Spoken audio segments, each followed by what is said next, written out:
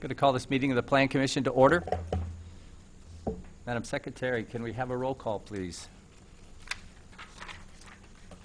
Mr. Ackerson? Present. Ms. Billman? Here. Mr. Fell? Here. Mr. Fitch? Here. Mr. Hopkins? Mr. Storr?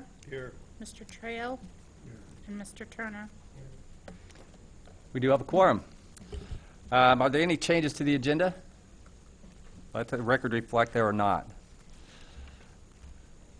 The minutes from the March 9th, 2017 regular Plan Commission meeting. Any motions regarding the minutes? Moved by Mr. Trail. Seconded by Mr. Turner. Any changes to the minutes? We'll do this on a voice vote. All in favor of approving the minutes, say aye. Aye. Those opposed? The minutes are approved. We don't have any communications before us. We don't have any continued public hearings or old business. We do have a new public hearing. This is Plan Case 2302T17, request by the Zoning Administrator to amend Article 13 of the Zoning Ordinance to establish the Southeast Urbana Overlay District and special procedures for multifamily dwellings to promote neighborhood safety, quality of life. The area is generally bounded by Colorado Avenue to the north, Philo Road to the east, East Harding Drive and East Mumford Drive to the south, and Fletcher Street, Bruce Drive, and Anderson Street to the west. So if you would introduce yourselves for the viewing audience. Thank you. I'm Lori Pearson, the planning manager. Here with me is Leela Bagby. She has been joining us for the last several months as a community development associate. She will be leaving, however, in a couple of weeks, so this is her final project. And she's going to take it away. Thank you. All right, thank you, Laurie.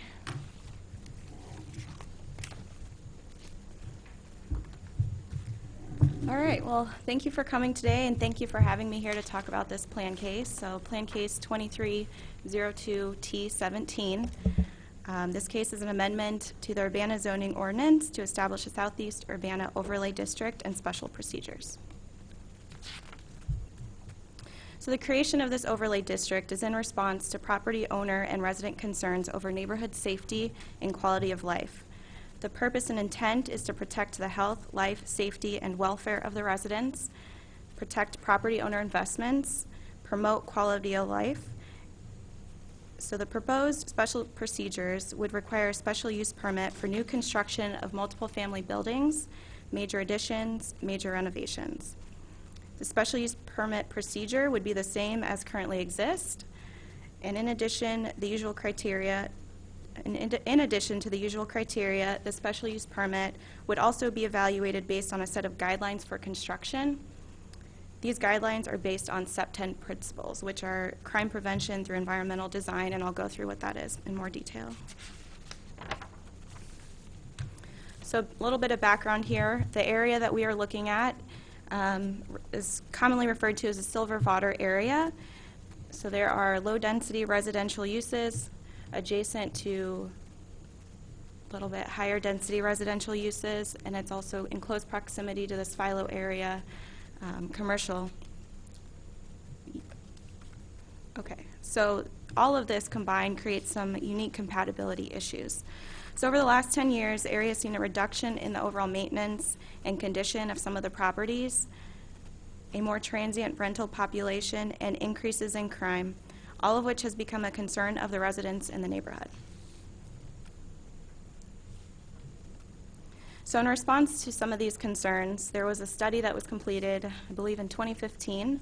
So this is the Silver Water Area Safety Planning Solutions. It was conducted by a former city intern and University of Illinois master's planning student. So the area that he studied was Colorado to Mumford and Cottage Grove to Philo. So the study identified some maintenance issues can lead to additional nuisances and portray a lack of pride in the area. A majority of crime took place in or around multiple family residential units. And of the study's recommendations, it recommended to incorporate SEP 10 principles into the zoning regulations to promote neighborhood safety. Oh, and I think I forgot one. Some problematic site designs can create physical opportunities for crime to occur. Sorry. Can you hear me better? Oh, there we go. Okay, so what are these CPTED principles? Crime prevention through environmental design. So when we're talking about environment, we're talking about the built environment. These are, passive strategies that are intended to deter crime, I guess is the best way to put it. These principles are usually intuitive, and they are based on kind of 4 different key factors. So these key factors here that we're looking at are natural surveillance, maintenance, territoriality, and accessibility. So I'll just go through each one briefly here. Natural surveillance, the placement of buildings, lighting, landscaping, and other features to ensure lines of sight are not blocked and to eliminate potential hiding places. By increasing the perception of supervision, a person may be less likely to commit a crime as they think they will be seen. Maintenance. Maintain a clear, clean, and orderly environment to communicate that an area is cared for. This is the idea that if a nuisance is allowed to exist, it will lead to other nuisances. Territoriality. Clearly identify private and public property to remove ambiguity and create a sense of clarity for what is appropriate behavior within each area. This can help instill a sense of positive ownership. Accessibility. In a manner that preserves transparency, limit access to private property, and provide a pedestrian-friendly environment to guide people to proper entrances.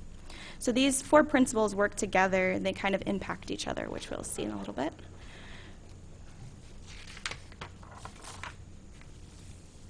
So there are many examples of how CPTED principles are used across the country, and this is just one example from Sarasota, Florida. And let's see, what did they do? They created a new zoning district to guide development in the North Trail area, and this resulted in a decrease in calls for service in that area. So we have a before and after picture of just one development before the principles were in place, and then afterwards when they did a kind of a renovation to a building. Now you can see where it's at, along with the other things. The public input. So on October 11th, 2016, city staff met with the South Urbana Neighborhood Association, which I'll call SUNA. This was an initial meeting which spurred research into floor area ratios, open space, and existing regulations of the Silverwater area. We revisited, so this kind of spurred our initial research, and this is, we revisited Mr. Mihalik's study, and we later met with SUNA representatives to start drafting these guidelines for constructions, and we also met with property owners and property managers. So discussion, let's talk about these proposed regulations. So again, the proposed regulations are designed with intent to protect health, life, safety, and welfare of the residents, to protect the property owner investments, and promote quality of life. And you do have a full text edition, which I believe was attached with a memo. So this is the location that we were looking at. This is a subset of Mr. Mihalik's study. So you have Colorado, let's see, Colorado here to the north, Philo, this is Mumford, Fletcher, Harding, and then over to, this is Anderson. We also have a zoning map which was attached with the memo, and so we have mostly R4 medium density, multiple family residential. We have several parcels that are B3, which are kind of up here in the corner. And then we have one parcel which is R6, high density, multiple family residential, which is this parcel right here.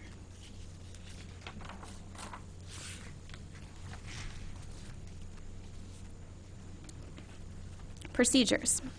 Okay, so now that we know that the district area, what are these special procedures?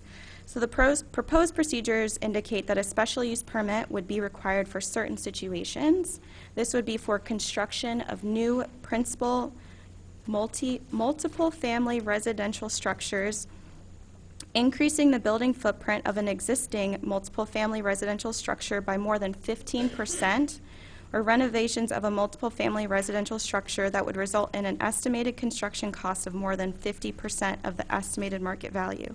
So that I just kind of read from the proposed zoning text. Exemptions. So not everything is going to require a special use permit. So some of the exemptions are a special use permit would not be required for commercial buildings, duplexes, single-family homes, or minor changes to multiple-family residential buildings. We don't, if someone wants to put a roof on, do some maintenance work, we're not getting them there. That's not what this is about. Criteria. Well, so when evaluating the special use permit, the review and administration of the district would be through the special use permit process. Additional criteria beyond their standard criteria would also be considered. So this, let's see, consistent with the 2005 comprehensive plan, appropriate and compatible with the area, and then the one that we're really looking at here is in conformance with guidelines for construction and meets standards without creating an unreasonable burden on the property owners. Okay, so what are the guidelines for construction? Take a drink of water here.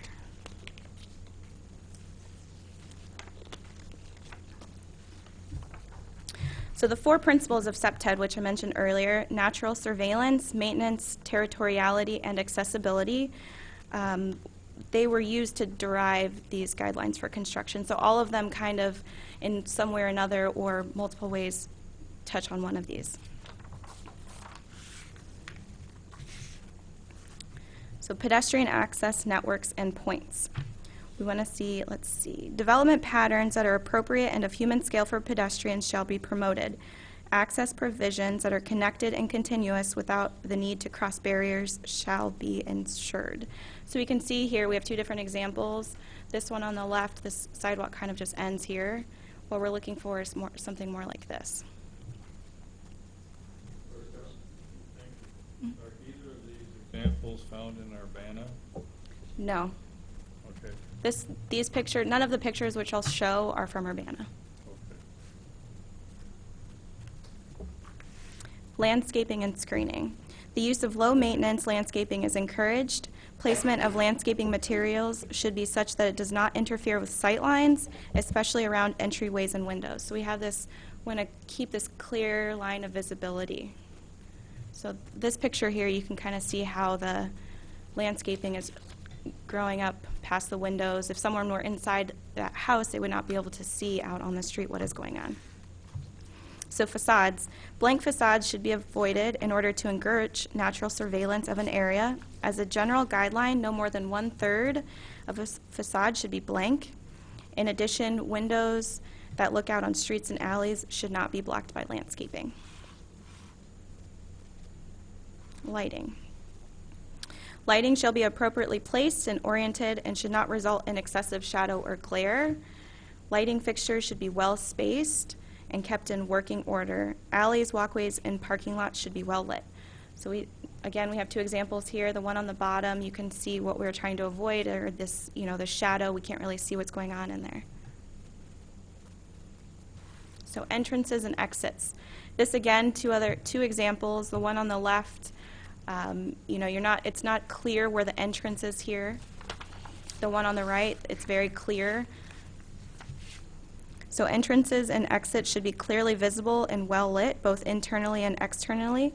Entrances and exits should be located such that they can be clearly identifiable from the street, and signage should be clearly legible.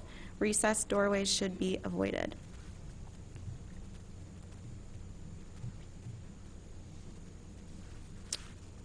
So that's a nice yard there.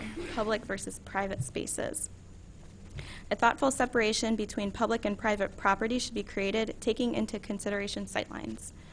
These distinctions may be made using features such as low walls, fencing, seating, landscaping features, and changes of materials and textures. So it's very clear here where someone should be walking. If they're walking around the yard, that's, that maybe they're suspicious or they shouldn't be in that location. Materials. The use of context-appropriate, durable, and low-maintenance materials are encouraged. Materials that are graffiti and vandalism resistant are encouraged here. So this is just going back to the maintenance, making sure that it's easy to maintain. Natural imperatives. Additional items not listed herein should be considered to promote healthy behaviors and reduce mental fatigue. So these are very extreme examples on the slide, but we can look at measures such as providing adequate natural lighting, ventilation, additional landscaping, access to water features, bus stop locations, provisions of tenant amenities, and access to exercise equipment. Security. So the installation of appropriately placed security cameras is encouraged, such as in stairwells and elevators and other locations where sight lines may be blocked or which may feel isolated. Elements should be employed which help to clearly define private property from the public domain. Okay, so those were all the guidelines for construction. So then, can't be here without talking about the comprehensive plan. So the comprehensive plan, the intent of the Southeast Urbana Overlay District is consistent with the City of Urbana comprehensive plan as it relates to neighborhoods. In the memo, I have listed 2 goals along with their objectives. Goal 2, new development in an established neighborhood will be compatible with the overall urban design and fabric of the neighborhood. And Goal 3, new development should be consistent with Urbana's unique character.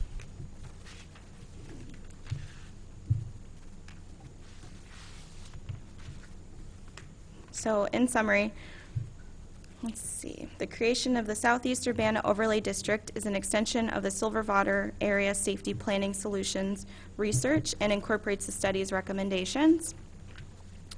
Increases in crime rates, reduction in overall maintenance and condition of multiple family properties, as well as proximity of high-density residential to low-density residential has created concerns and challenges in the neighborhood. The zoning administrator proposes establishment of the Southeast Urbana Overlay District and the special procedures that apply within the overlay district. The overlay district will require a special use permit for construction of new multiple family structures, major renovations, or major additions to existing multiple family structures. The proposed district will encourage developers to incorporate SEPTED principles into new or renovated developments to protect the health, life, safety, and welfare of the residents living within or near the district. It will protect the property owner's investments by preserving and enhancing the overall condition of the neighborhood. And the proposed amendment is consistent with the goals and objectives of the 2005 Urbana Comprehensive Plan, particularly as it relates to Urbana's neighborhoods. So options. The Plan Commission has the following options for recommendation to the Urbana City Council regarding Plan Case 2302 T17. Forward this case to City Council with a recommendation for approval as presented. Forward this case to City Council with a recommendation for approval as modified by specific suggested changes, or forward this case to City Council with a recommendation for denial. Staff recommendation. Based on the evidence presented in the discussion above and without the benefit of considering additional evidence that may be presented at the public hearing, staff recommends that the Plan Commission recommend approval of the proposed text amendment to the Urbana zoning ordinance as presented herein. Thank you. Any questions for city staff? Mr. Fellow. I think we generally know why the boundaries of this district were formed the way they were, but they coincide specifically with zoning districts. So I guess my question is, was the overlay district stretched to meet the zoning district? And conversely, were some properties left out because they weren't zoned the same?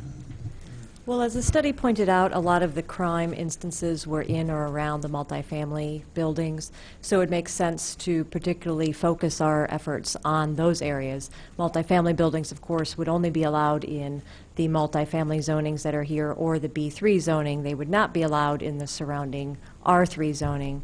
So it makes sense really to limit the overlay to where those types of buildings would be allowed to be constructed. Okay, as perhaps more of an issue for discussion later, I see potential in the future for some of these R3 properties to be rezoned R4 what's the implications of that? Well, then I suppose if that was something that was likely to be rezoned, we would probably look to see if the overlay should be expanded to include those areas as well. I'm Could- not sure the likelihood of that rezoning, though, so. You know, and we don't know what's going to happen in 15 years. Would it be appropriate to add an amendment that should any contiguous properties be rezoned to R4 or no, R4 or higher, that they're automatically put in this overlay district? Well, I would hesitate to add that as a directive, only because the legal notification did not indicate any additional areas. So we are somewhat bound without doing a new legal ad and notifications to this area or smaller. We can always go smaller, but we can't go larger. Perhaps what we could do is be sure that the minutes reflect that if that is a suggestion of the entire body, that that's something that's considered in the future. Further questions? Ms. Billman? Yeah, you Help got me- it. Help me understand the research on this. I understand it reduces the crime in that neighborhood. Does the crime just move someplace else? How do I just talk into this? Yeah. So the idea of SEPTED is that it's reducing the crimes of opportunity in that area. So if someone thinks that they will be seen, they're less likely to commit that crime. Anything to add to that? I understand that's the Okay. theory. Do you know if that's been shown to be accurate?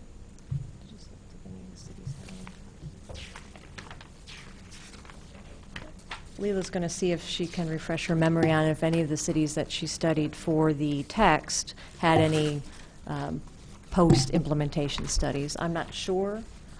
I don't know that I've seen any. The staff memo does cite that in Riverside, Wichita Falls, Texas, saw a drop in calls for service to apartment complexes as much as 85%.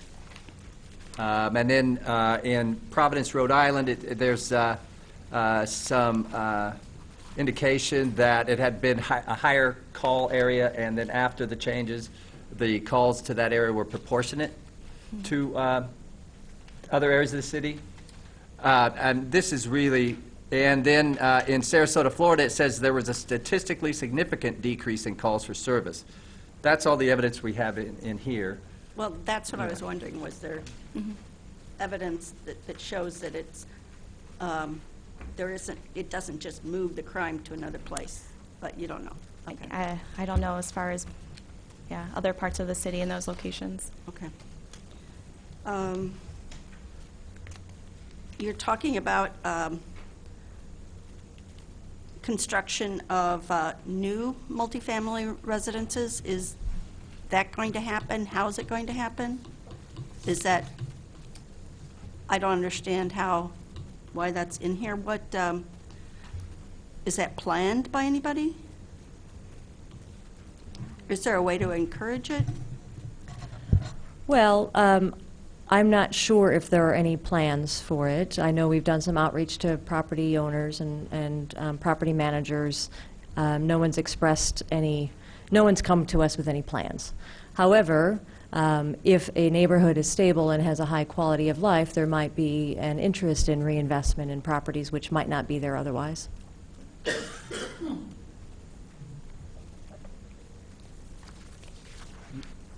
Any further questions, Ms. Billman?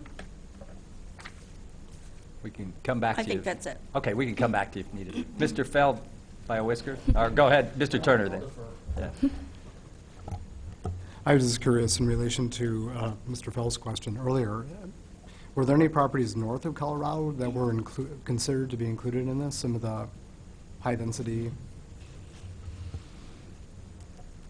like, what is it, the Sunnycrest Manor over there?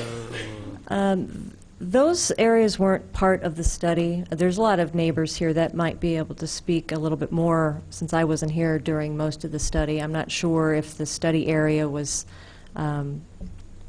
selected to the south for any particular reason. We believe that's the area that has been of the most focus. So at this point, that is the area that we're suggesting. I suppose we could take comment and, if needed, expand. To date, however, this is the area that the representatives have suggested would be the right area. Anything further, Mr. Turner? Mr. Trail?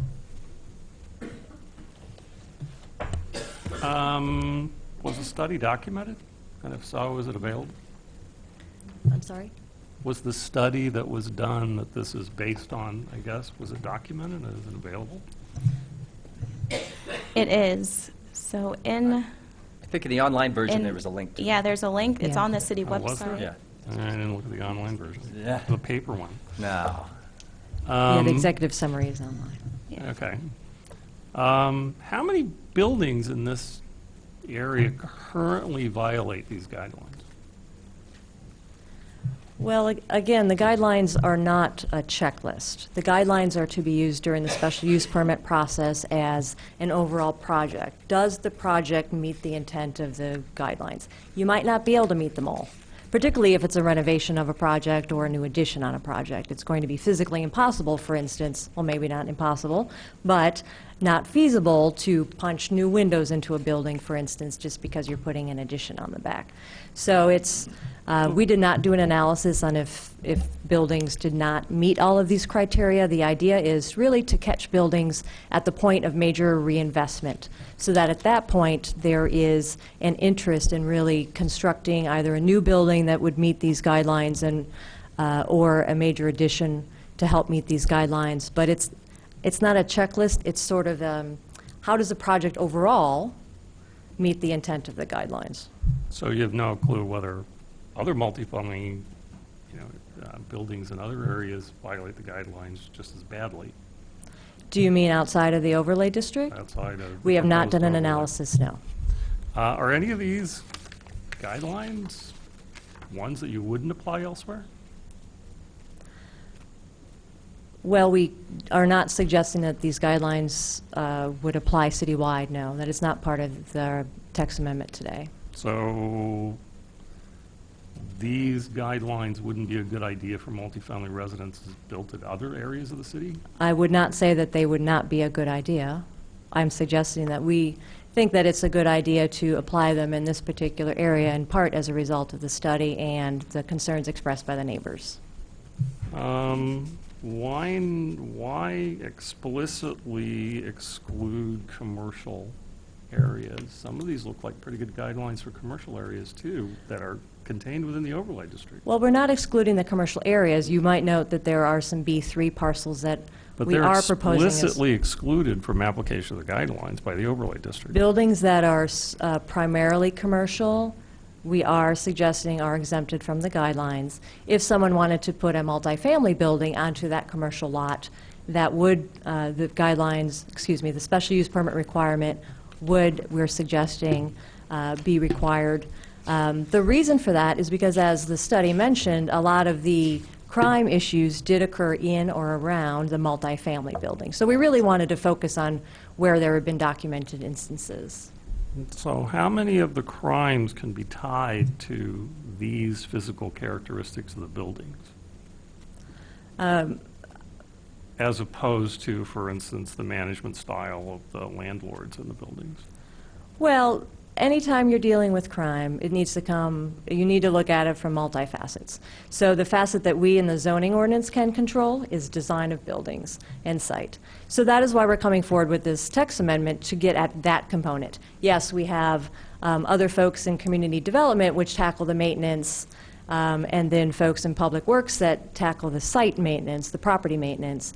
But it really needs to be a multi-prong approach, and we are coming with one of those prongs. And I realize I didn't read I missed the study. Did the study document anything about the particular crime in this area, particular crimes, or anything that were related to any of the issues addressed by these guidelines?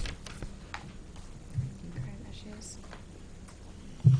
Indicated crimes, but not necessarily connections. Right. Sure. I'm just trying to get at, Sure. fine, there's higher crime there. Does it really have anything to do with the building? I mean, can anyone show that it really has anything to do with the building design or layout or Well, lighting? it didn't get to the level of saying this building had this, percentage of crime, and, it didn't get down to the building level. However, buildings in that area where there have been issues do, as the study has noted, have things like recessed entrances hidden by vegetation. And So- does that differ significantly in other areas of the city? Are there different other crimes? buildings with recessed entrances? I would imagine. Have there I been? guess that's why I'm trying to, I realize it sounds like crime is at least the stated reason for this.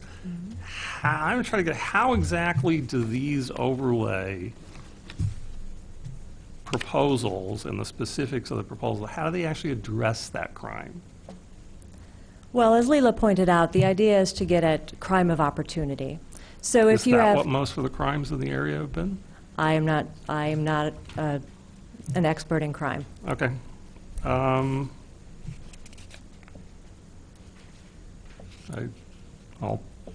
yield the floor. Mr. Trail? I'm going to look through the rest of my notes. Mr. Fell?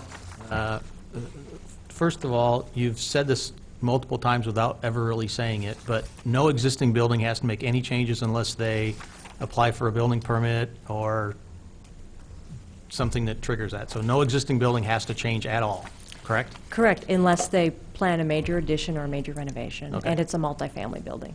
Okay.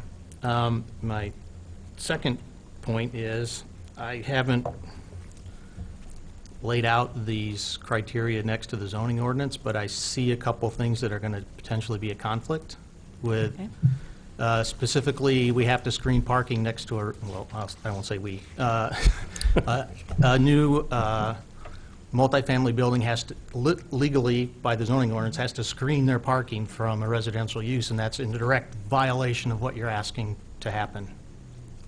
So, and unfortunately, my ordinance is sitting over there, but I believe that there are a number of ways that parking can be screened, and so it might meet the, it might be low enough, let's say, so that it doesn't exceed the height that these standards would recommend.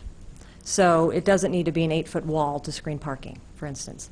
It can be a lower wall, so just, you're at least, hitting the lights. But certainly we'll double check some of those things, because you're right, we don't want to have conflicts. But I do think that there's some flexibility in the code as it exists so that it wouldn't be in conflict, but we'll double check. Well, it seems like this overlay district is essentially a subjective list of criteria enforced by the city. We have no rules, we just have suggestions. Is that- Well, as part of the special use permit process, this body, as well as city council, would make the determination if the project as a whole would meet the intent of those guidelines, yes. Okay. Further questions? Mr. Turner? Just curious, I know the report says this area has the second largest number of crimes in Urbana.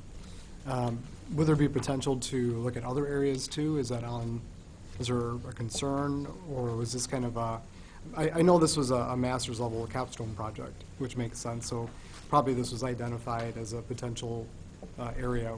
Were there other areas that might also be identified or taken a look at? Well, there's always that potential. I know that there is interest in doing other neighborhood assessments in other neighborhoods, which would likely lead to something. It's always good to start in one area and kind of figure out the right approach. So we'll do that here, and if it's successful, then perhaps, yes, we can put that in other areas as well, or suggest that in other areas. Great. Mr. Fell? Sorry. And I apologize for saying "we" because this is part of my job, is what I do, so I'm sorry about that. But if this is a good idea for this neighborhood, why don't we blanketly apply it everywhere? Well, as I think I just alluded to, sometimes it's good to start in a very small area and test it out and see what's good, see maybe what could be improved upon before doing that citywide. But certainly we don't want to hold up development, particularly in areas that really need some development. But there are certain times, for instance in this case, where we think that having that trigger at certain points would be useful. I'm not sure if there's a desire to make that a requirement throughout the city. Any further questions? Mr. Storr? Thank you. I took note that you met with property managers on at least 2 occasions in January and May, and I wondered that there was no elaboration about or comments in what we received. What were some of the feedback that you remember, if either of you were present? Trying to think of what Well, at the first meeting, let's see, the one in January, this topic was brought up because we hadn't fleshed out the details yet. So the topic was mentioned very generally. So I'm not sure that we got any feedback at that point. At the May meeting, we presented more of the details, more of the proposed details. And at that point, I think it was, we didn't get a lot of feedback, just a few questions to better understand how it might impact them. And then the thought that they would, take the text, the draft text back with them and do some evaluations. I know that Leela had some conversations with property owners in the last week or so, and I'm not sure if there's anything out of those conversations you'd like to share. It was just mostly questions, how would this apply to them? And that was really about it. Mr. Atkinson? And could you share with us what their feedback was? Because I'm trying to get my head out of this, so, why don't we do it everywhere? Because I know we're starting here. But I'm curious about how this was received, because the approach you're taking, it's fairly well, I understand it fairly well. It's been done a number of places, and it, from what I understand, does not displace crime. We've looked at the university, for example, improving lighting and things like that. This is a fairly common community development type of approach to reduce opportunities for crime. But you're focusing on a small area, and it's only going to affect folks who've already got buildings or do new buildings. So what is the response from people who are going to be impacted by this? Overall, it's been positive with the property managers. Yeah, it sounds like mostly we got questions, not so much opinions. So I know that there are some folks here that own some properties, so perhaps we'll hear from them tonight. Any further questions? I've got a couple. Oh, Mr. Storr, did you have one? No? Back to the commercial properties that Mr. Fell mentioned. Is the reason they were included the potential that they might someday turn into multifamily? It is possible that with, well, they would need to get a special use permit anyway. Right, exactly. Yeah, that's where I was going with that. I think also if you took them out, it wouldn't be a contiguous district. I think it would be, so I think I understand why they're there, even though they won't be affected immediately anyway. And I think the same goes for these, this is related to some other questions, these single-family and duplex along Mumford at the south end, and then there's a couple of houses on the west end off of Colorado, which are kind of chopped out of the thing. And so in my mind, I was kind of wondering why you didn't just extend it all the way. Well, multifamily is not allowed in the R3 district, so why? True. So Why there's make accommodations there's for no chance something you without a can't- rezone? is Correct. Yeah, okay. I understand that. Why a special use permit? Why not the design review board? We've done other overlay districts, 2 others in the city, and they both go through the design review board. Now, I'm happy to have the plan commission involved with the special use pick. It's a higher standard, I think. But just if you could just address that. Well, the design review board was really designed to look at the mass and scale and the architectural features of a building. And so we didn't want necessarily the board to focus on those things as much as the CEPTED principles and the guidelines for construction. So we didn't, we were concerned that it would be, weighing in on an architectural style versus Are they providing the right kind of entrances, and is the landscaping, the appropriate landscaping at the right places? This is also a higher bar. It does require approval by City Council, and I think that there is interest from some of the representatives in the neighborhood anyway to really have that higher bar, and I'll let them correct me if I've mischaracterized that. Great. Thank you for that. A couple of more. I'm looking for a definition of multifamily. And I looked at the zoning ordinance, and, I mean, I think it's generally understood to be R4 and higher. But I'm not sure you shouldn't just say R4 and higher rather than Well, the multifamily. definition for multifamily is technically dwelling, multiple family residential. So it is in there, and it is very specific. And the thing is, the zoning ordinance then defines the use. It doesn't Sure. define it in terms of what zoning it is associated with. So the zoning map itself does, it puts multiple family in those districts where multiple family would be allowed. So medium density, multiple family residential is the entire I name got of it. R4. I was looking for it under M. I understand. It's under Yes. D. Awesome. Okay, that's perfect. I think the only other question I had, I think, related to the criteria themselves, I just want to be clear on what's mandatory, if anything. And it looks to me like the only thing that's mandatory, that uses the word shall, is the landscape plan. And that's a typical requirement for a building permit anyway. That's if what, there's- yeah, exactly, yeah. I guess it might be a little redundant, you know, it's going to have to probably do it anyway. And then the lighting, I think that this one says shall, but then it uses the word appropriately placed, so that's not, you know. Some of them are a little vague, and I think Mr. Fell especially touched on that. And I know it's the overall thrust of the thing, rather than any one thing. But I don't know if you could just clarify if I'm correct about that. Well, and if there's any instances, so for instance, under lighting, if you think that things should be more consistent and that it should be a should, because we do want to make sure that it's an entire package that's being evaluated and not, like I mentioned before, a checklist of things. So these are just things that we would hope the Plan Commission and City Council would consider as they're looking at the special use permit. So if any of these you think should be stated differently, so should instead of shall, for instance, let us know, and we'd be happy to make that change.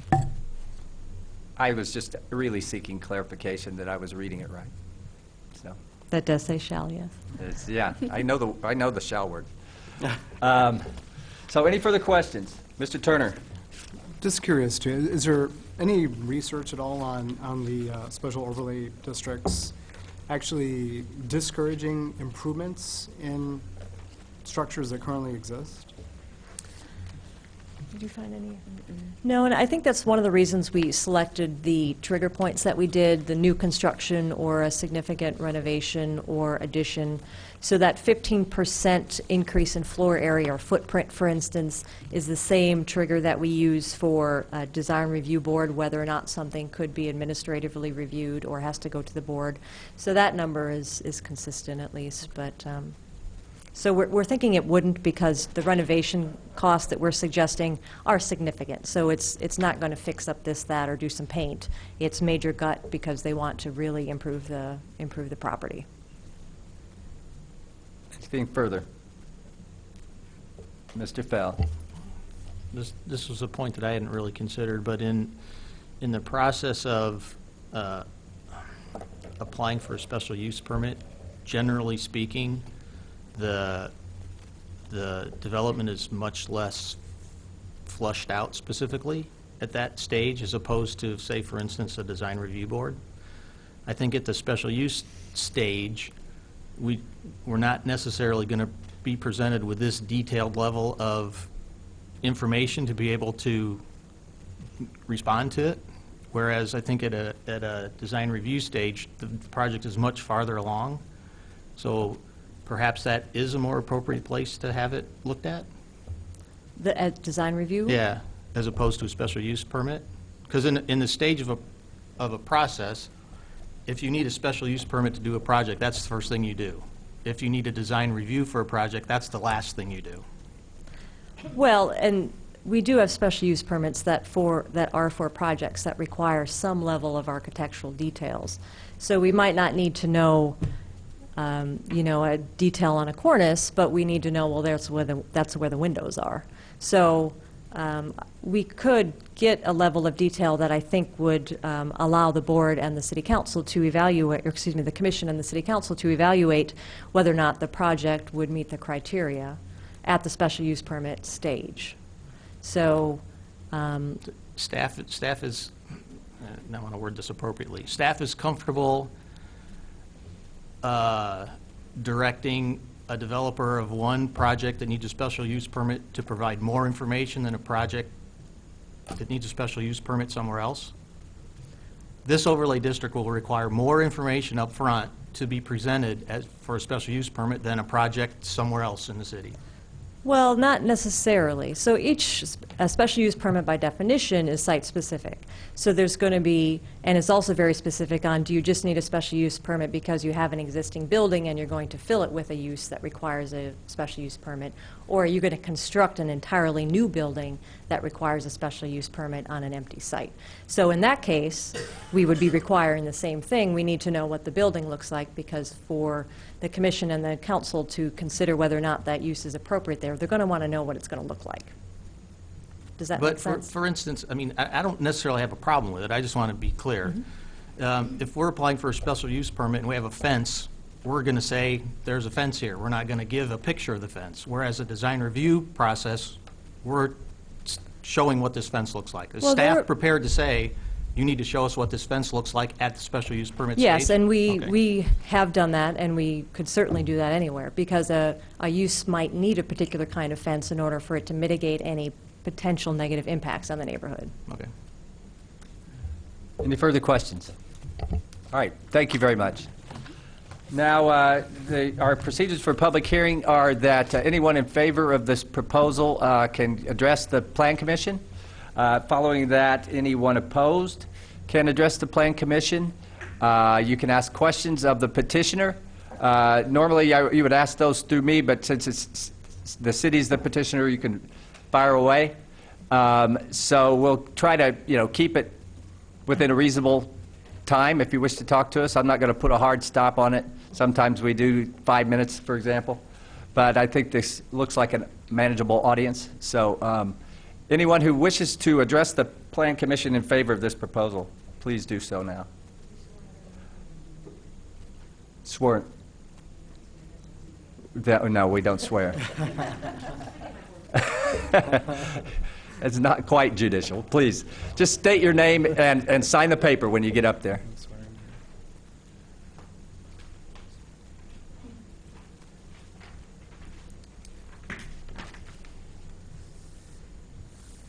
I don't want to forget any details. Can you hear me okay? Beautifully. Okay. My name is Kathy Wallig, and I live at 2211 Fletcher Street, and I am a member of the SUNA Steering Committee. So I hope you will let me give you a little history lesson. It's very brief. I promise I won't put anybody to sleep. In 1967, the University of Illinois hired its first chancellor. His name was Jack Peltison. And when Jack Peltison and his family moved here, there was a lack of housing available for people of that standing. So the university purchased 2 townhomes on Bruce Drive for the Peltison family to live in. And they cut out the wall that divided the 2 townhomes. And so Jack Peltison and his wife and 3 children lived on Bruce Drive for several years. In 1968, Simon and Garfunkel came to the U of I Assembly Hall. And the Peltison family held a reception for Simon and Garfunkel at their home on Bruce Drive. Now look at Bruce Drive today. I know this story because my sister was a nanny to the Peltison family, and I spent a lot of time in their home. So fast forward to 2017. The Silver-Water area, as it is now called, I think should be a textbook example of city planning gone wrong. I'm not blaming anyone recent for this. The multiple decisions creating what we have now have occurred over the last 40 years, and that's a long time. Due to less than desirable landlords and little attention paid to multiple unit housing by various controlling boards, we have high crime rates, multiple victims both in the apartments and near the apartments, property neglect, unsanitary living conditions, little accountability until just a few years ago, a prevailing attitude of fear, and plummeting property values. The conditions have been improving somewhat lately, but it's taken the raised voices of many people adjacent to or in this area to get the city's attention. I realize you can't go back and undo the many decisions for high-density housing that have occurred since 1967, but you can start to make things right with the overlay. Community development has come to you with recommendations for a zoning overlay that will start to right the wrongs. We understand change will not happen overnight, but you can make it more difficult for future property owners to make a profit by following their own set of rules. It's highly unlikely Simon and Garfunkel are ever going to come back to Bruce Drive again. But I hope that you will do the right thing. I implore you. This is a start. This is a horrible situation for the people who live there and the people who have to look out their front windows every day and see what's going on in this neighborhood. We can't change society. Those changes are very long-term, but we can do something with the physical barriers, and I encourage you to please do that. Thank you. Any questions? Ms. Billman? It's one of your boundaries. You can see it on the map that's currently on the screen. It's right on the, Yes. between Brighton and Mitcham is the label for Bruce Drive. Yeah, I went over there. Yeah. Mr. Storer has a question. Ms. Walling, could you elaborate, how do you think that these new special overlay boundary guidelines will improve the area, improve? You were part, I think you were part of that process. Right, I was part of the meeting process with the city. First of all, I'm kind of perplexed by Mr. Trail's questions earlier of the city staff, because I think I come at it more from a police side, having been a support person in police services for many years, that a lot of crimes, I can't sit here and give you a number, but certainly more than half of the crimes that occur are crimes of opportunity. People who think they're not seeing, they're not being watched, they have an opportunity. When you reduce vegetation, when you increase lighting, when you remove barriers, obstructions to view, you decrease the crimes of opportunity. I remember a shooting that happened in broad daylight on a Saturday afternoon last fall, and the person shooting came running out from behind buildings where there are barriers. I don't know that the man was shooting at anything in particular. I have no idea. But if he hadn't been hidden from view, that may not have happened. People who live on Silver Street would not have been subjected to the danger. When there are things to hide behind, even anticipated crime, you know, someone breaking into an apartment, if he has a bush to hide behind or something, that gives him ample opportunity to do what he's planning to do. It just makes sense to me to start with an area that's small, tweak the system as it moves along, and you know, there are several areas in Urbana that certainly could use this kind of attention, but start. Did I answer your question? Okay. Anything further? Thank you very much. Anyone else care to speak in favor of this? If you could please state your name and sign the paper.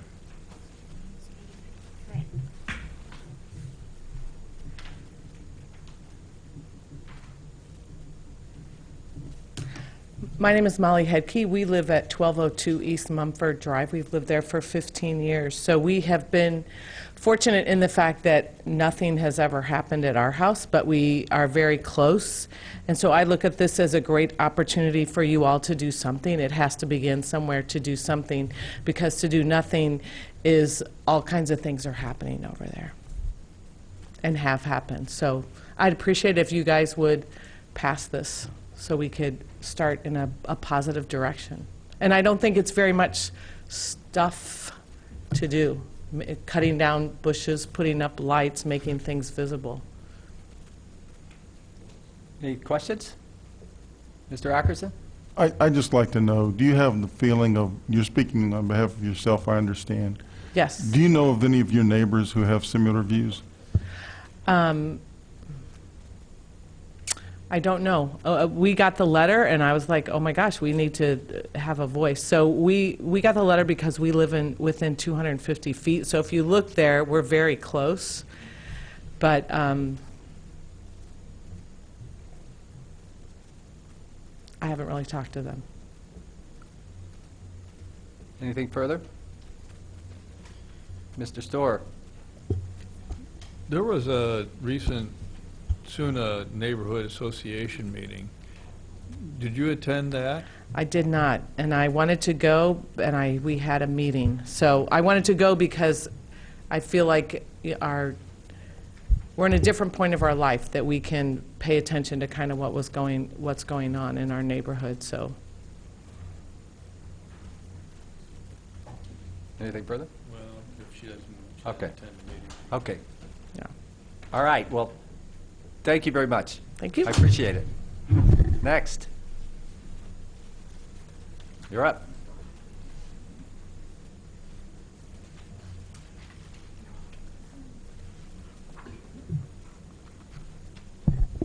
Good evening. I'm Teresa Michelson. I live at 2013 Silver Court West. You can see me on that map, or our court there on that map.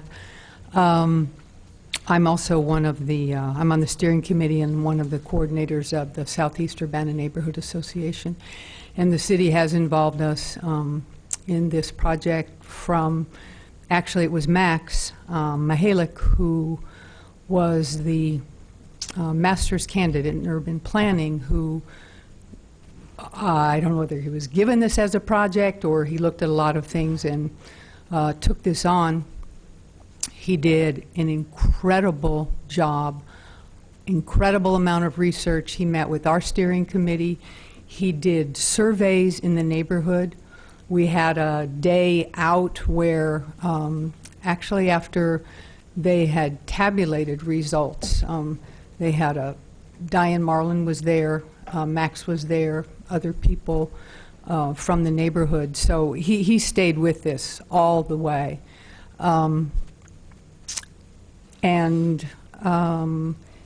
the project, let me just go back. That was sort of an aside before I just have some real short prepared remarks here. So I would like to speak in favor of this proposed Southeast Urbana Overlay District. The Silver Water and Colorado Harding Drive area has experienced problems with public safety, as Kathy has said, and I will put it very kindly, particularly disinterested apartment landlords for a number of years. One who has a court case pending, as you know. The city was fortunate to have Max Mihalik focus on this project. There were many components, one of which was to survey neighborhood residents on the issue of neighborhood safety and neighborhood appearance. The report, I know it's attached to the SUNA website, so it must be on the city's. 82% of the 272 respondents, after the idea of an overlay district was explained to them, 82% said that they were in favor of this, understanding that the intent was to control design and density. They thought safety would be improved. You all are asking, is this going to make a difference? Is this going to make a difference? This isn't retroactive. It may make not one bit whit of a difference if not one bit of construction goes on in this area. I mean, it's only future. There are 3 buildings that have been unoccupied because of the court case, and they have to be.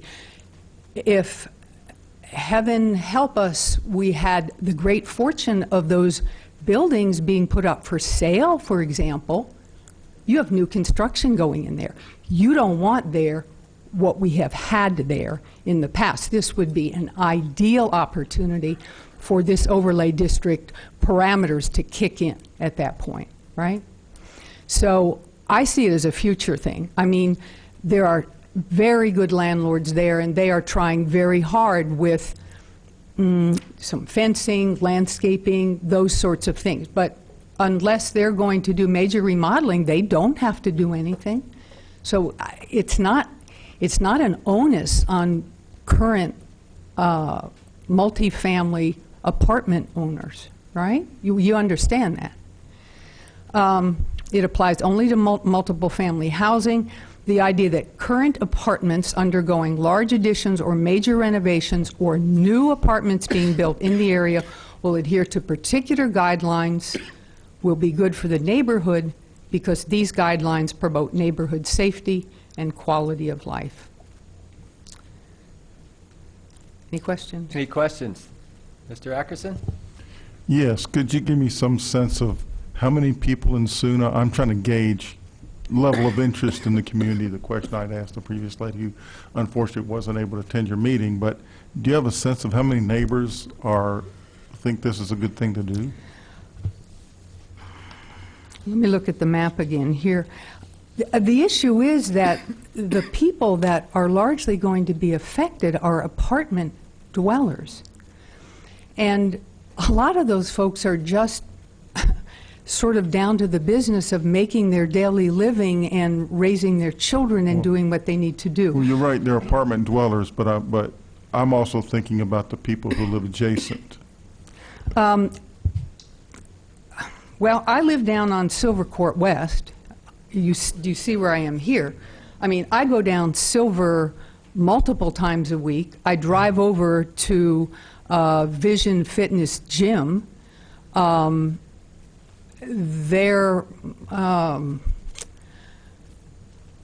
Sometimes you don't see anybody out in the neighborhood. Sometimes you see, people standing around doing whatever. But I don't think at any point I've seen maybe more than, 10 people out, to stop and talk to, interact with. I mean, so I don't know. I do know these are condominiums. You see here on Vaughter, these brown ones. I do know, I can tell you that those condos in the height of the bubble were selling for $120,000. Those condos are now going for $52,000. I had a friend who, he actually was on the steering committee, and he had to move to Clark Lindsay. I mean, it's his personal business what he got for that condo, but he didn't add to his retirement egg, if you will. So, I mean, I don't know how people would object to these standards. I don't, what is to object to? You tell me, that's my question. What is your objection? I don't think we've gotten into that yet. We'll deal with that when we get to discussion, see if there are any objections. Okay. Mr. Storr? Does SUNA have any particular position on this? You and Kathy Bollig are both on the steering committee. Yes, we're very much in favor of it. Yes. I mean, the steering committee is about, Kathy, is 11 people now? I think, on the committee. I mean, this was explained at our annual meeting. We had about 102 people. You know, that's the one where the mayor and Bill Gray and Libby Tyler and so on attend. This was explained very briefly, right, Lori? I mean, it's pretty complicated. And again, we don't have a lot of apartment dwellers that live along that along the Vaughter Silver area, you know, coming. I know that.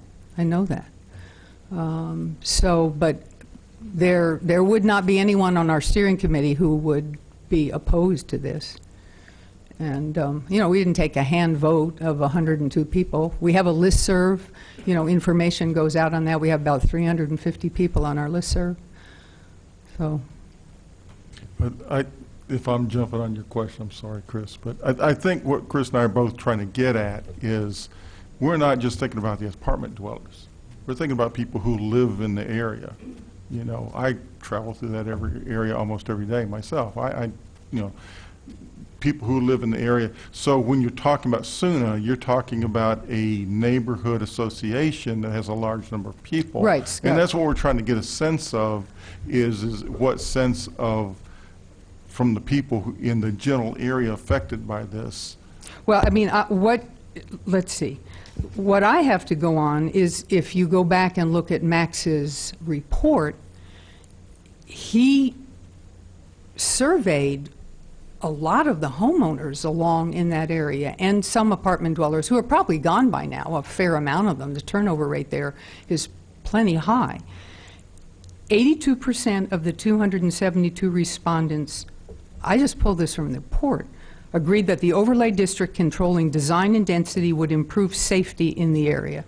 And the proposed overlay district is a result of that work. Anything further? Oh. Thank you very much. Anyone else care to address the Plan Commission? All right, well, I didn't see anybody. Oh, it's probably just an itch. Oh, no, it's up to you. Not sure what I have to say, but my name is Melvin Cheek.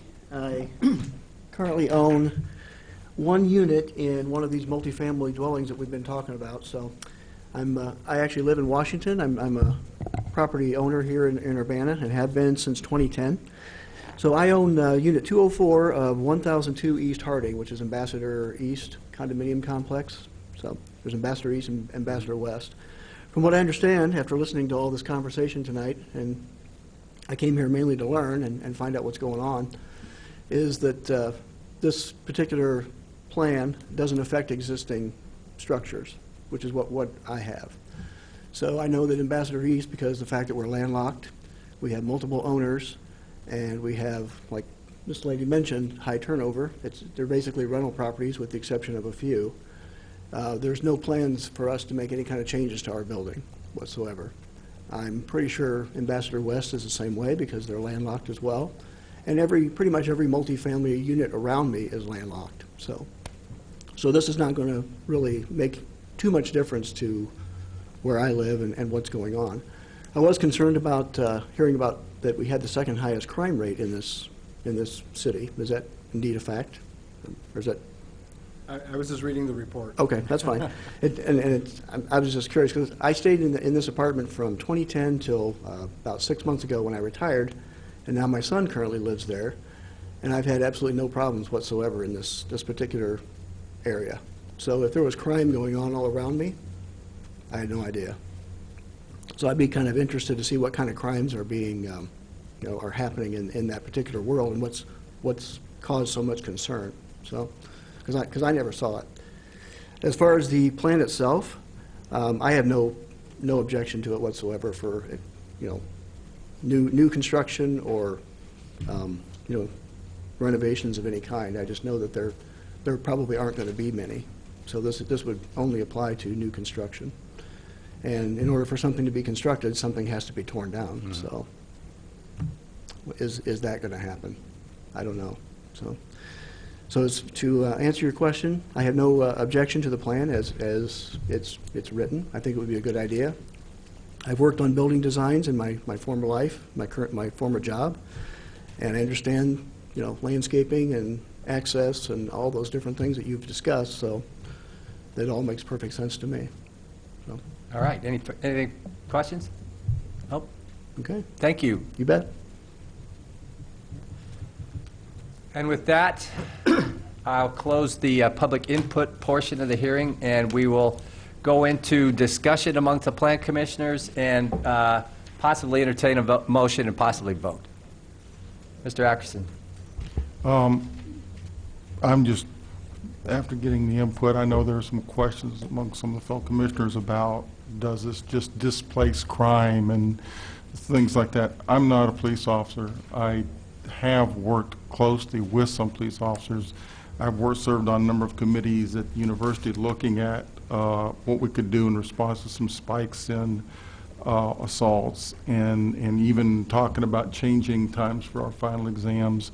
I have known about the Sarasota example for a long time. The things that are being described here are commonly accepted and supported by some degree of research. Simple things like landscaping and improving lighting, decreasing the shadow areas.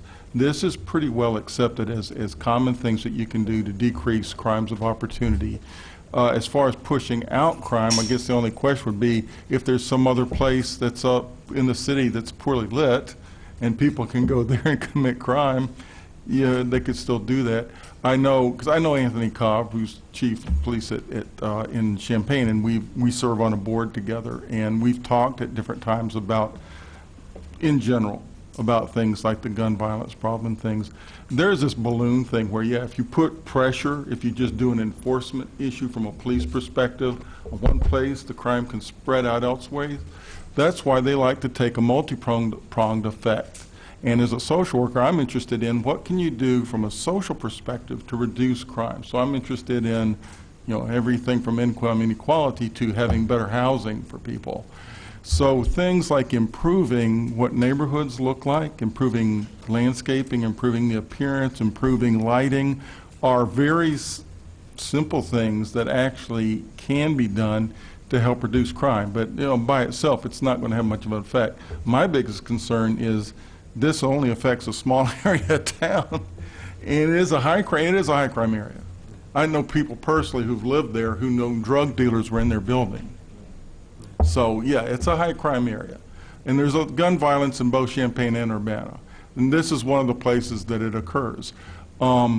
This in it by itself isn't going to do much. It's just a look into the future. But I don't know how you go back and because I don't know enough about this, what can you do about buildings that people aren't taking care of? That's a whole nother aspect of the city. But I think there were some very good questions coming earlier from the commissioners, and I don't hold myself out as an expert in all these issues, but I do know something about my friends over in urban planning. I do know something about conversations I've had with police. I do know something about some of the studies about things people have done to try to reduce crime that aren't just crime enforcement. And what's proposed here is right out of a textbook.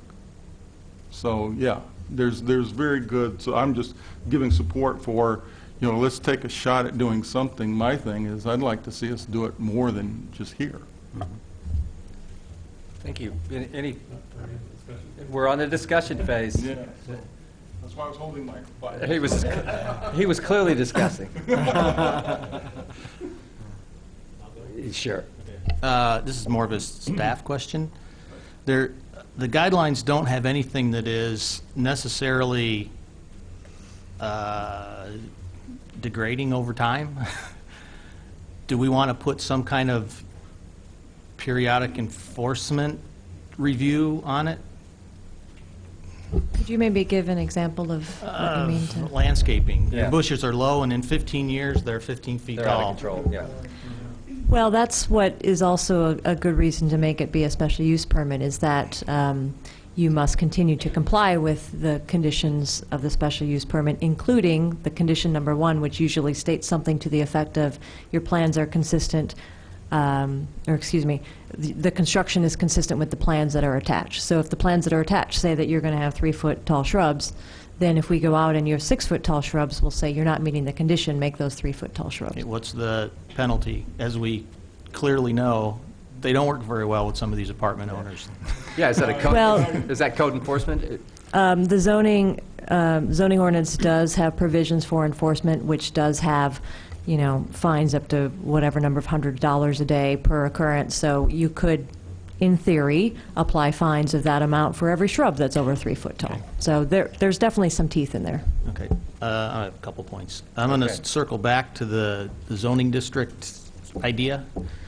Does staff have a tool to trigger remembering that we have an overlay district adjacent to a piece of property if they want to rezone it?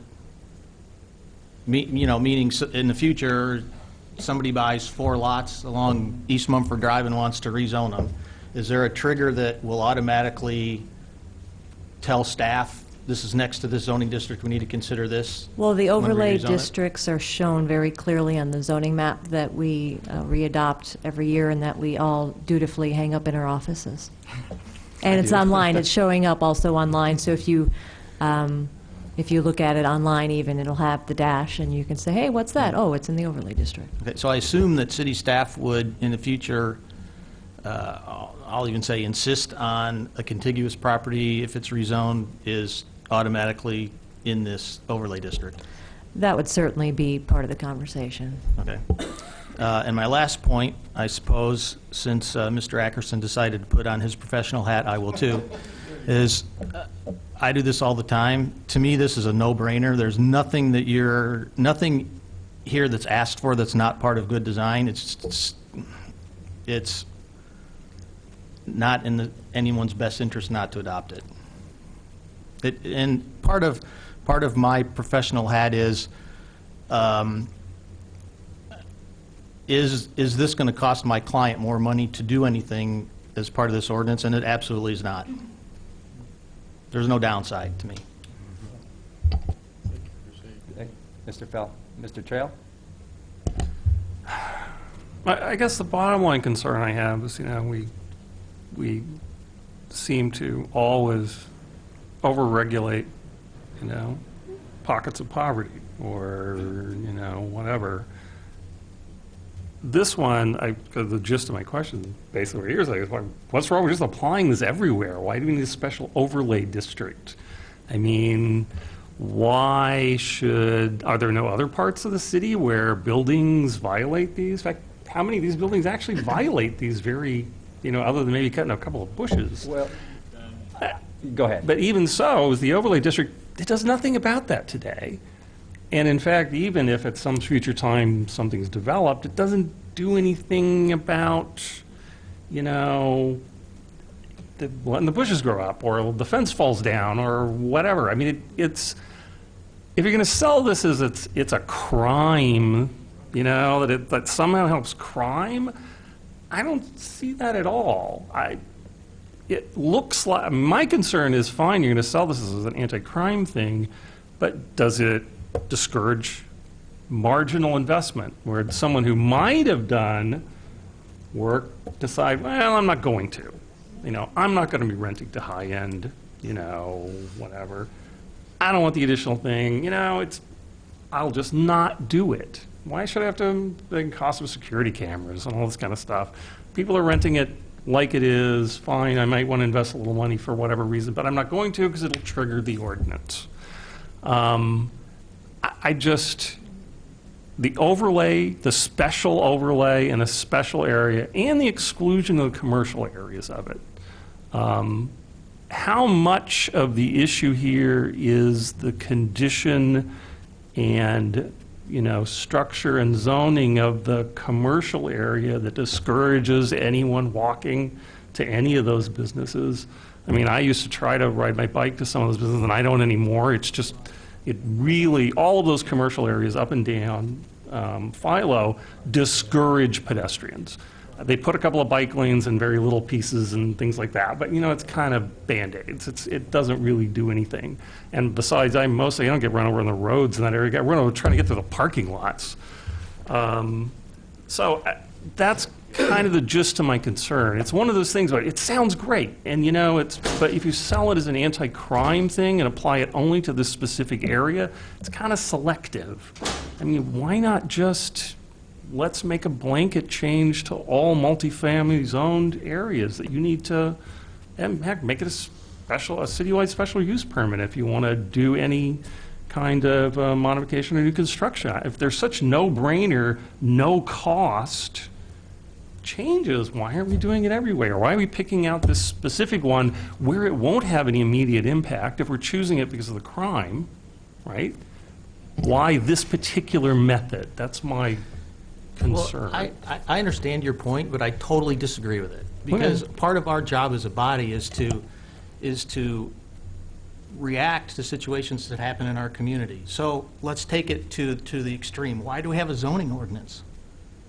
Because we want to regulate what happens in certain places, and we don't want certain things next to other certain things. It's not, this is a minutia part of our zoning ordinance, but it's important. And just, why do we have any overlay districts? Why do we have design review boards for certain places and not other places? If it's good in one place, it's good everywhere. We have that because the citizens of that particular neighborhood are concerned about something, and it's our job to help mitigate those concerns, and that's exactly what this does. Does it make some gigantic immediate impact right now? Probably not, but in the future it's going to help, and that's our job, is to help regulate the growth of our community, and that's what this does. Because these particular items are hurting this neighborhood, and it's our job to help them. And this is a small tool we can implement to help them.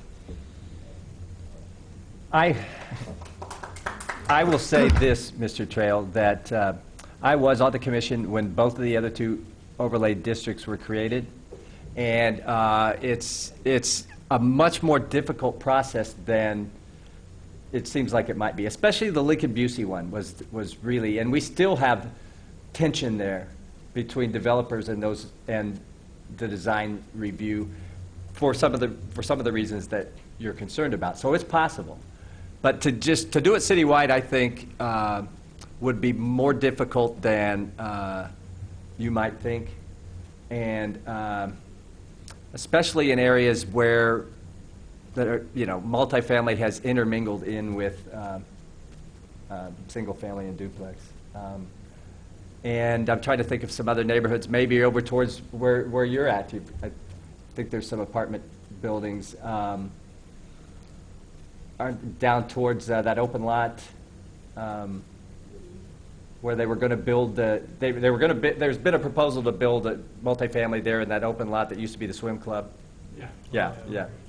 So that might be someplace where eventually, if the swim club ever came in, something might be worth it. But I just think that, the times that I've been on here and we've talked about these things, it's harder to get done than you think, and you never can tell when somebody's going to, be opposed to it. So I think to throw it down on the city all at once would take some time and a long conversation. I don't disagree with you. Yeah, I don't disagree that it may take a long time or whatever, but for instance, I think the Lincoln-Busey thing is a pretty good example of the unintended consequences, probably. I agree with that. Of creating a special district, putting special to address some problem, which I'm sure existed and may still exist, but it has unintended consequences when you do that. So if the real rationale here is crime, does this overlay district actually do anything about that? It may have some other consequences, but does it actually do anything about crime? Anytime within anybody's, I'm not going to say lifetime, but, I don't know. I just kind of think it's like, why add overlay districts if they don't address the reason that you're wanting to put the overlay district in? If you believe it'll affect property values in some way, fine, but make the case for that. I'm just not hearing how it's really gonna, in any reasonable time frame, do anything about the current crime situation. I'm not hearing any analysis of what the actual root of the crime is. Is it a crime of opportunity? Is it? I mean, are the drug deals taking place in, you know, out in the open, or are they in people's apartments? I mean, what's going on, and how does this actually address it? That's kind of my... Mr. Storr, you were going to... I had kind of an architectural question, and maybe Mr. Fell can help, but if these guidelines are adopted for this particular area, would it have an effect of,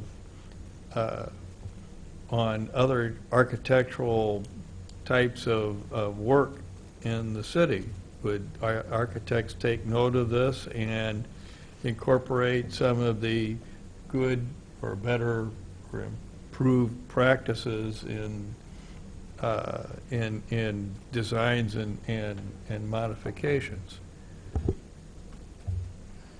The answer is, I think, yes and no. A reasonably good architect considers all these factors anyway. Much of what happens, especially in cases of these multifamily buildings, is it's not driven by the architects, it's driven by the owner.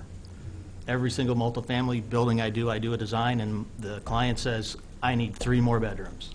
That's the fact of it. So we're driven from 2 different perspectives. A good designer will consider all these items anyway. They have no, except maybe to put security cameras in, no economic impact on the project whatsoever if it's designed well. So to me, from my professional point of view, this has no economic impact on my clients whatsoever. Thank you. Any further discussion? Well, all right, any motions? Sure. Mr. Storr. It's been such a long time. It has been. When we need them. Yeah. Yeah, you're right. I move. I move that plan case number 2302-T-17 be referred to the city council with plan commission's blessing and recommended for approval. Motion by Mr. Storr. Second. Second, Mr. Turner and Ms. Billman, simultaneously. You can have it. You can have it. Ms. Billman gets the second. So, any further discussion? Hearing none, we will call for a roll call, please. Ms. Billman? Aye, yes, agree. Yes, all the above. Mr. Fell? Yes. Mr. Fitch? Yes. Mr. Storr? Yes. Mr. Trail? No. Mr. Turner? Yes. And Mr. Ackerson? Yes. That motion passes. So a couple of weeks for city council, or do we have a date on that? June 19th? June 19th. All right, thank you. Continuing with the agenda, we have no new business and no audience participation, unless you would like to speak to the commission on a matter not being the case we just heard. In that case, we do have a staff report, the campus parking area study, campus area parking study. I think there's a multifamily in there as well. Okay, so I will be joined shortly by Marcus Ricci. So, well, good evening, everyone. As the name suggests, we've been working on a survey of multifamily residential buildings near campus. And let me pull this up real quick. Okay. And so I'm going to jump down to the next page real quick because this shows, and I believe, did you all get handouts as well? Okay, excellent. So you'll see on the handout or on the screen in front of you sort of the study area showing the properties, the dark gray properties are the properties that returned surveys for this survey. So really, the reason that we were, and I guess I'll point out, so the study area is roughly bounded by Goodwin to the west, Vine to the east, University Avenue to the north, and then Pennsylvania Avenue to the south. So the reason that we've been looking, or the reason that we've done this survey is really it's a basic study of supply and demand, and this is really for two reasons. One is to potentially modernize our zoning ordinance. The zoning ordinance regulates parking supply, so we really want to make sure that our regulations reflect what is actually being demanded. And then the second thing is to really to better process variance requests that we get for reduced parking. So there have been a handful of cases that we've seen that have asked for reduced parking for multifamily residential, and absent any empirical data, a lot of the talk is just, it ends up being talk without any evidence to back it up. So we decided to go out and collect some evidence. So the planning division conducted this survey. It's mostly done by Marcus. He did a lot of emailing and phone calls over a good period of time. And then, of course, we had really a lot of helpful property owners. We had about a 70% response rate. We got 187 responses out of 272 properties that we were surveying. So all of the work that we have done, and then I guess I'll point out I helped out in sort of taking the data once we had it and then turning it into some outputs, and some of those I guess key outputs you'll see on the handout in front of you. On the back there's a little more detail, but really it's like I said, it's a supply and demand study. So we looked and we found that the total supply of parking, there's about 2,500 spaces. The vast majority of that is off-street parking at 98%. And then looking at parking demand, so 73% of the parking supply is actually used by residents of these multifamily units.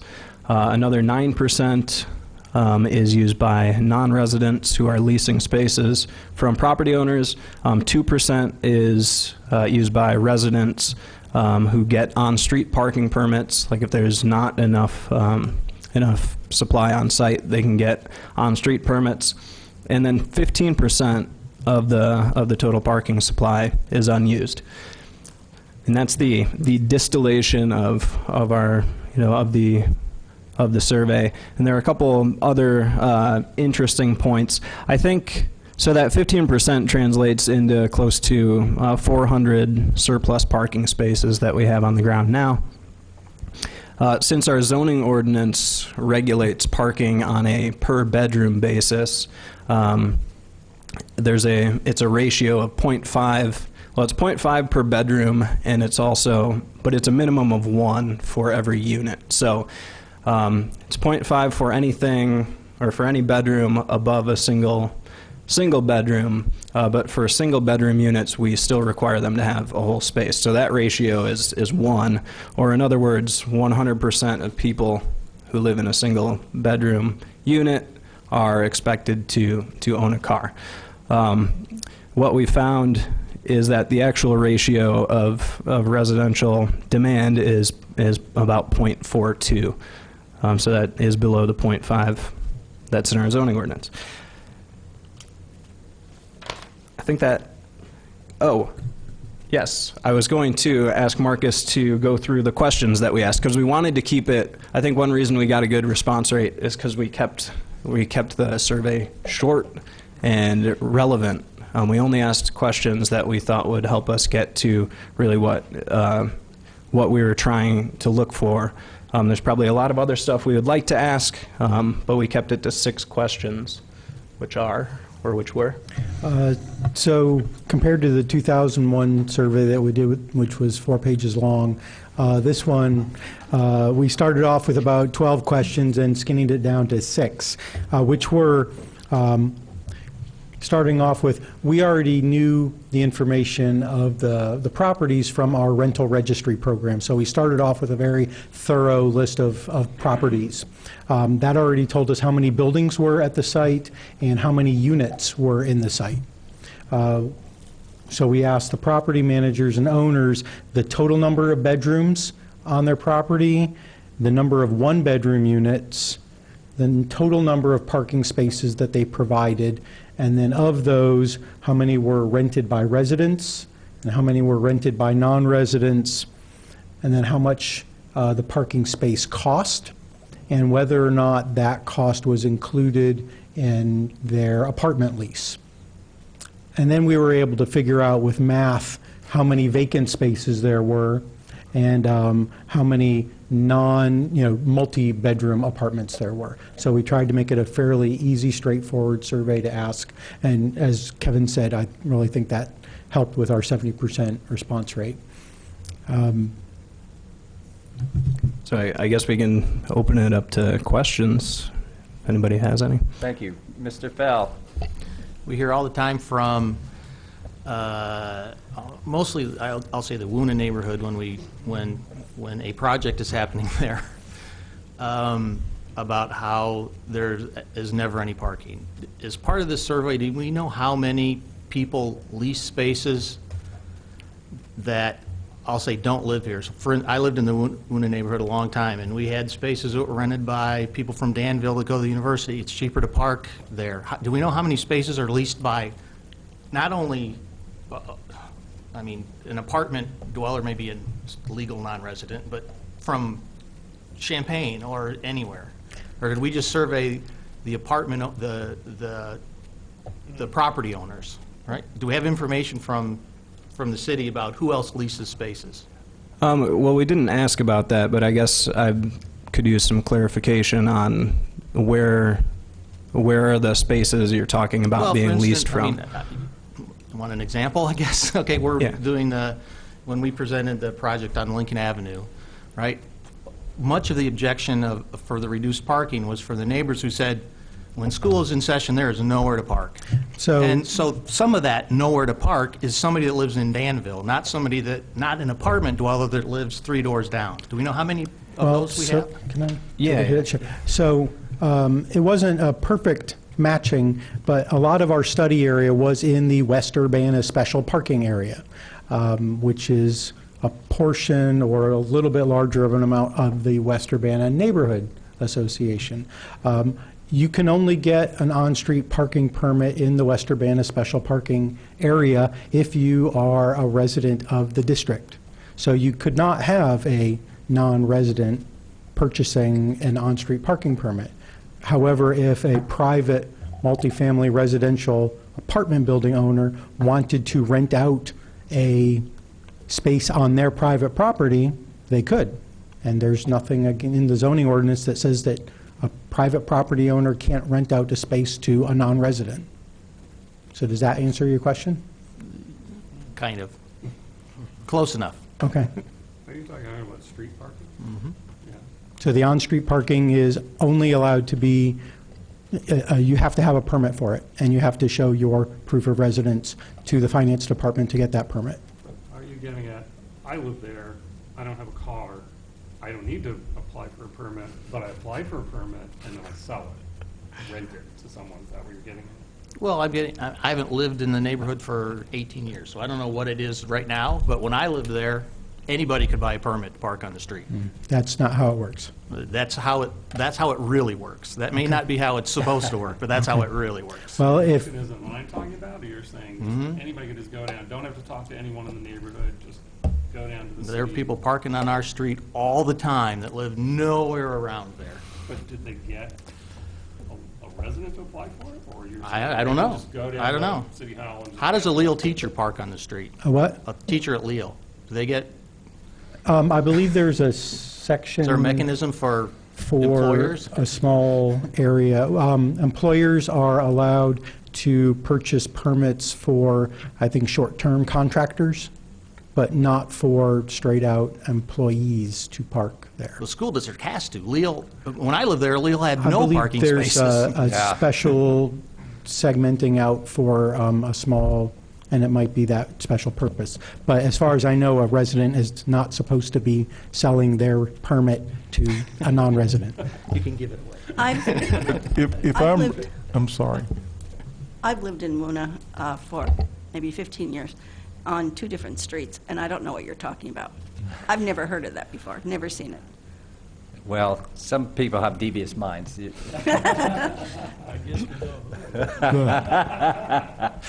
Atkinson. If I'm reading this correctly, I don't know if I am, it looks like all the on-street parking permits are used. But it's where the off-street parking is where there's excess supply. Is that correct? Well, so we, I guess we talked about how we would show the supply of on-street parking, because essentially, if you really wanted to get to the supply of on-street parking, you would have to go out and count every on-street parking space. But since it's only legal to park on the street if you purchase an on-street parking permit, we said that the supply of on-street parking should be equal to the number of on-street permits that are purchased. Okay. So that's why the number of on-street permits is the same number in both supply and in demand. Yeah, I know I totally non-scientific, but after we've had some of these discussions, because I have an office at the School of Social Work just a couple blocks from the areas we're talking about, I go to Jimmy John's and I walk around the neighborhood. I've walked around the neighborhood in the middle of the day, on a Tuesday, on a Wednesday, on a Thursday, and there aren't a lot, but there are always a few parking spaces on the street. Mm-hmm. But of course, for people who live there, well, those folks have driven elsewhere. For me, the part of the argument that's difficult for me to accept is, well, they've driven to their spot on campus. Mm-hmm. Knowing how difficult campus parking is, and you have to pay for a permit, and you darn well will get ticketed if you don't. Yes. Whether the city folks are just really on it, really doing their job, and the university are almost as good about enforcing the parking regulation. So I know that there's part of that argument, but I also know that I see a lot of bicycles and I see people walking, and I personally know people who walk. I also know people who do what you talked about. They're commuting into campus one day a week, and they park close to campus, as close to campus as they can get. I don't know if they're parking in this area or not. Mm-hmm. I guess what I'm trying to wrestle with is there's only a very small percentage of all these parking places are on-street parking, and most of the complaints we hear are about on-street parking. Right. And what you're showing here is there's plenty of off-street parking that's not being utilized. When yes. I say plenty, 15%. Now that is, of course, not evenly distributed. There are some multifamily buildings where all of their spaces are rented out by residents, or they're all rented out by residents and non-residents. And then there are many that have vacant spaces and they're spotty throughout. There are probably several that somebody could go to and say, I'd like to rent a space from you. I'm not a resident, but you have an empty space and I'll give you money. One of the issues is, if you flip to the back, parking space costs per year. The minimum and maximum that we found from our survey respondents was between $120 and $990 a year. And the WUNA permit is only $150. So frankly, I'm actually a little surprised that there aren't more on-street parking permits purchased by residents. But it is also a security factor and a convenience factor. It's much more convenient to park, 10 feet away from your door than even 50 where it's down the street a space. And then I think in addition to these 54 parking space permits, there are roughly 350 that other people in the WSPA district have purchased on-street parking permits. And I don't know that you can capture this. I was really amazed you got a 69% response rate. That's a heck of a good job there. Very persistent. over time, is what I'm interested in, because I know on the other side of town, they, made big changes in their requirements for parking, and the big argument is that, well, we have a lot of folks coming in who now there's public transportation, they're within walking distance and whatnot. I'm very much aware that between a fourth and a fifth of all the students on campus are now international students, and not all, but the majority of those people don't have cars when they come to campus. So, but these are trends that have been occurring in the last 5-10 years. Do you have any sense over time how this may have changed, or if it's changed? Well, I think the only other real point of reference was the 2001 study that Marcus mentioned earlier, and they didn't ask exactly the same questions that we're asking now. So I'm not sure if the comparisons are going to be, entirely accurate. But we can definitely look into those numbers and see if there's much difference between, over the past 16 years. But I think that's really all we have. The other, if I may jump in, the other trend that you didn't mention are self-driving cars and the impacts that will have. The thinking is that there will be a need for more drop-off areas instead of having the parking areas, because no longer do you need to have your own. You can just share with 50 other people and it goes parked somewhere else. I think in the past, we have been told that the number of parking permits sold on campus, which is not exactly what we're talking about here, but it's way down. Yeah. So I'll just throw out for an interesting factoid, those 386 surplus parking spaces at 8 foot by 10 foot come to about a couple acres worth of extra space. Mr. Bell. I've heard rumblings, and I hope it's true, that staff is considering reducing a one-bedroom apartment space requirement to half a space. That's like half of a kid. But Well, I can say, on the professional side... Oh, I that- understand. Yeah. On the professional side, the market, I'll digress a little bit, the market has been, over several years ago, was to build bigger units, 4-bedroom, 3-bedroom units, because that's what rented. Now, we're saturated with those right now, and what a developer wants to build today may not be the same in 2 years, is a efficiency, 1-bedroom, maybe 2 bedrooms. And that's really hard to do in Urbana because we need a lot of parking spaces. And so if the parking gets reduced to half a space for a 1-bedroom unit, there's a lot more development, I think, happening, because that's what developers want to build right now, and it's really hard to do in Urbana. Duly noted. Did you? Oh, sorry. Mr. Trail? Ms. Billman? Did you say what the purpose of this study was? Yeah, it's really to, well, there were two purposes that I mentioned at the beginning. So one is to look at our zoning ordinance and see if it actually, I guess, reflects reality. So with all the trends that were just mentioned towards lower car ownership and fewer people driving places, we want to see if what's actually going on now, if it matches with what's in our regulations. Because, like I said, the zoning ordinance regulates parking supply. So without actually doing a supply and demand study, we have no idea if our zoning ordinance is properly regulating supply. And then the other offshoot of that is to better process variance requests for reduced parking. So, as I said, up to this point, it's been a lot of talk on one side or the other without really any hard evidence. So we just wanted to go out and gather evidence and let it speak for itself. So one of the things that we can now do, because we have each of these facilities located with their surplus or paucities of parking spaces, is we can take a parking variance and say, oh, this general area that you're looking at has 150 surplus parking spaces, or it's 150 parking spaces short, and evaluating the variance in the light of that data. Further? So you think if you might approve variances, you would look at specific areas on this map?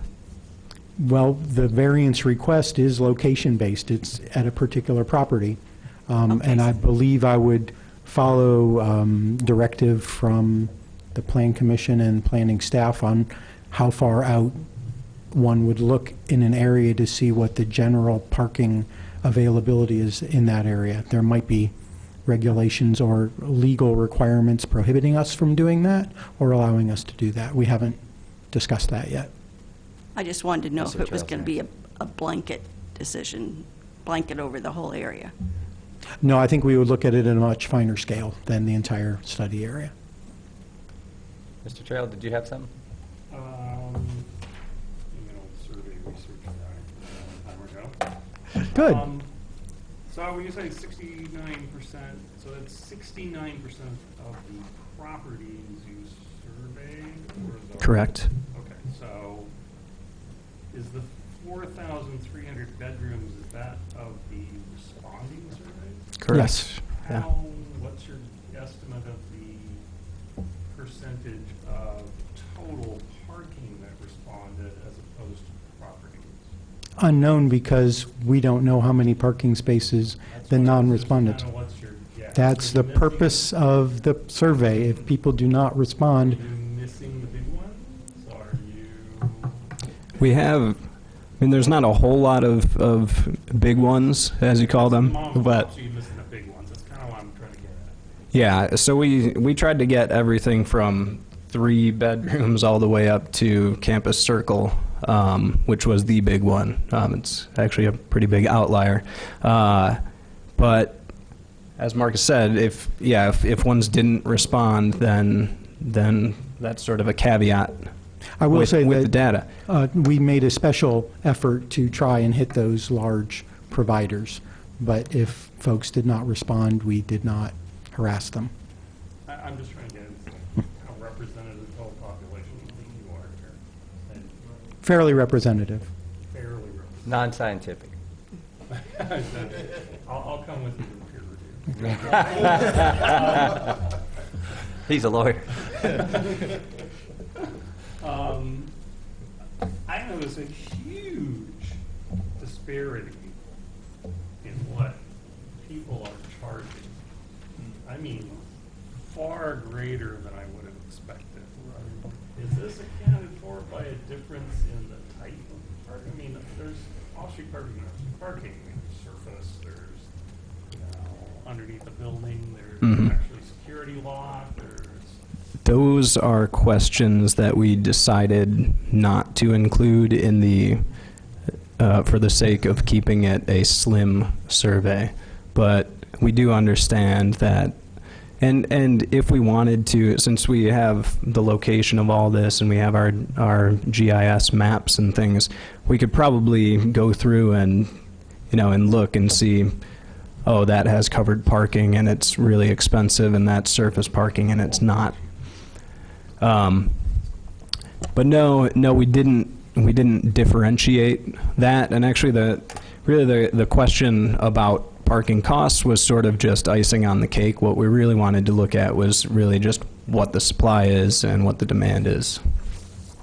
And I think part of that price cost. is usually a pretty big part of that. I Well, mean, that's why we included some price questions. someone who might wish to attack this would simply say there's a lot of demand, but some of the, I mean, if you have a lot of people charging nearly $1,000 a month or a year for parking, that there's a people who probably would have, but it's a whole lot cheaper to cowboy park on the street, or maybe even pay the university and just stay all night in your regular parking space and walk to campus when you need your car.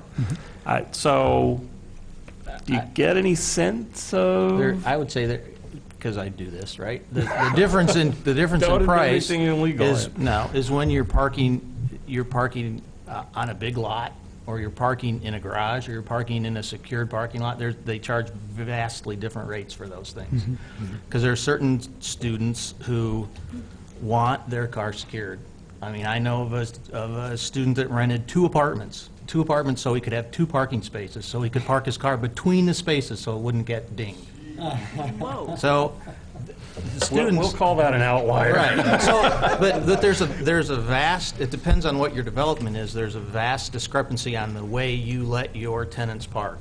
And some developments are high-end developments you have a secured garage parking space that's heated. And that's going to cost way more than a surface lot that's stuck out in the middle of it. Well, I kind of wonder, are more of those, are our unused in that situation? Are unused ones further from campus? Are unused ones? Well, the purpose of the study was to figure out gross parking supply and demand, not parsing whether it's covered, uncovered, secured, unsecured. It was more about, is our zoning ordinance reflecting what the supply and demand actually is out there? The zoning ordinance doesn't get into thou shalt have covered parking, thou shalt have secured parking, so it was beyond the scope of this study.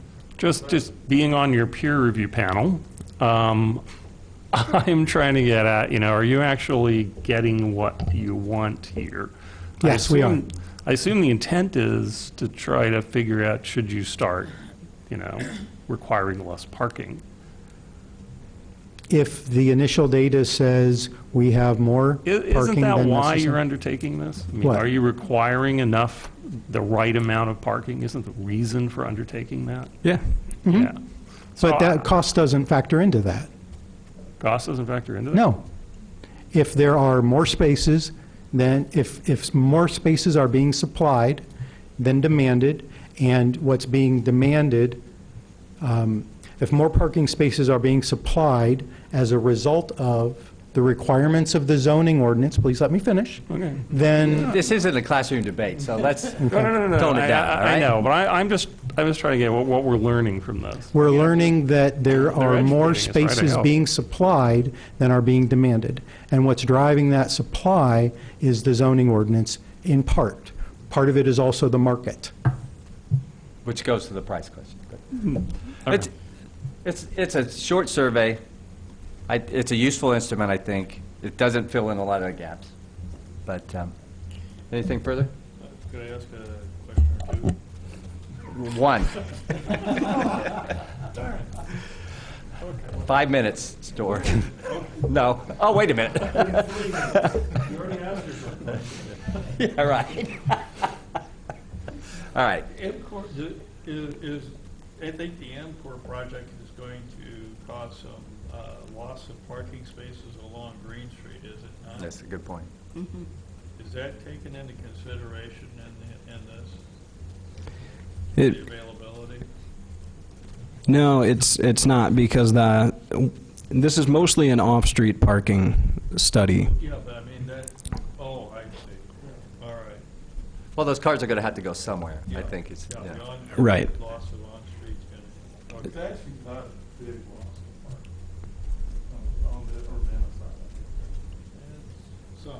Some, yeah, if it's my house. Yeah. Yeah. Yeah, I guess if it's in front of your house, it's 100%, right? And did you, just as, because Mr. Trail's kind of interested in statistics and so forth, did you do any checking to see if the self-reporting included double counting of spaces, or if there was a mistake in reporting? Well, we definitely flagged things that I would term needed follow-up, and Marcus did a good job of following up and getting clarification where needed. So I think we did a pretty good job of checking to make sure that the reported data actually made sense. For example, there was one apartment building that had 26 single bedroom units and 42 spaces being rented by residents. So we said, wait a minute, something's going on here. So it turns out that that apartment is across the street from another apartment complex that they own, which has far less parking for the number of residents they have. So the parking is actually shared, and just the way that they had reported it to us was I think they said, well, we have 42 spaces actually on this one site, so we're reporting 42. But, you know, when the parking ratio is 167% of the number of people that are living there, it gets it's kind of strange. They weren't all that bad. Anything further? All right. Good job. Thank you. Thank you for the report. We'll be back. Having no further business, I believe we are adjourned.